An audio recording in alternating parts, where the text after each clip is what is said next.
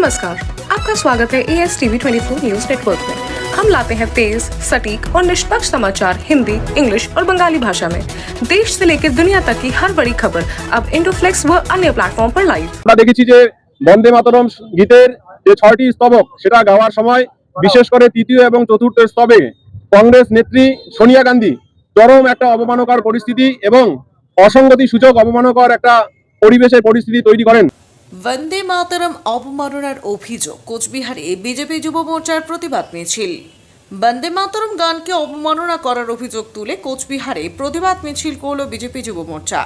রবিবার কোচবিহার জেলা বিজেপির কার্যালয়ের সামনে থেকে মিছিল শুরু হয়। মিছিলের সংগঠনের জেলা নেতৃত্বের পাশাপাশি যুব মোর্চার নেতাকর্মীরা অংশ নেন।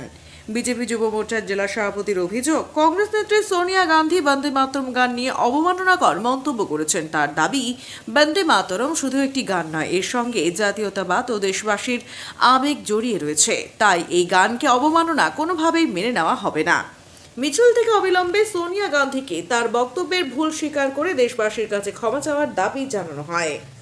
পাশাপাশি ঘটনার প্রতিবাদে বিভিন্ন স্লোগান তুলে সরব হন বিজেপি যুব মোর্চার নেতাকর্মীরা।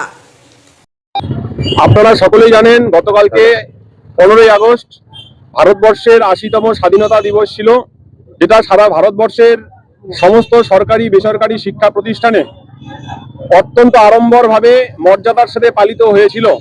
কিন্তু আমরা দুঃখের সাথে দেখেছি গতকালকে কংগ্রেসের সদর দপ্তরে, যেখানে স্বাধীনতা দিবসের অনুষ্ঠানে আমাদের রাষ্ট্রীয় গীত বঙ্কিমচন্দ্র চট্টোপাধ্যায় রচিত বন্দে মাতরম, আমরা দেখেছি যে বন্দে মাতরম গীতের যে 6টি স্তবক সেটা গাওয়ার সময় বিশেষ করে তৃতীয় এবং চতুর্থ স্তবে কংগ্রেস নেত্রী সোনিয়া গান্ধী চরম একটা অবমাননাকর পরিস্থিতি এবং অসঙ্গতি সূচক অবমাননাকর একটা পরিবেশের পরিস্থিতি তৈরি করেন। আমরা মনে করি যে তিনি এর মাধ্যমে বন্দে মাতরম গীতকে অপমান করেছেন, বঙ্কিমচন্দ্রের লেখনীকে অপমান করেছেন এবং আমরা এটাও জানাচ্ছি যে তিনি শুধুমাত্র বন্দে মাতরমের অপমান করেননি, ভারতবাসীর উদ্দেশ্যে, জাতির উদ্দেশ্যে তিনি অপমানসূচক আচরণ করেছেন।